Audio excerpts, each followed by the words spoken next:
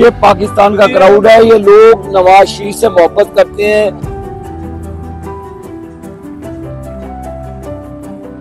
जो जिन लोगों ने 2018 को हमारा वोट छीना था, उनका वजीर आज़म आज आ गया। सब्सक्राइब करें और बेल दबाएं ताकि कोई खबर रह न जाए। अपना रिकॉर्ड आज तोड़ने वाले हैं।